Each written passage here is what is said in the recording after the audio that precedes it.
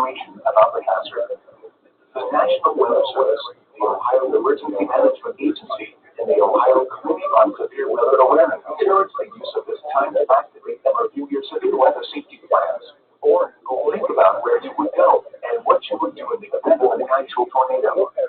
Repeating, this has been a test tornado warning for the 2024 Ohio Tornado Drill.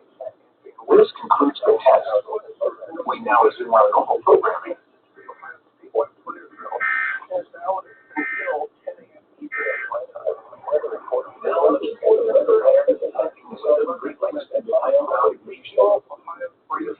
Conditions are unexpected today and high pressure bands to grow into the Ohio Valley.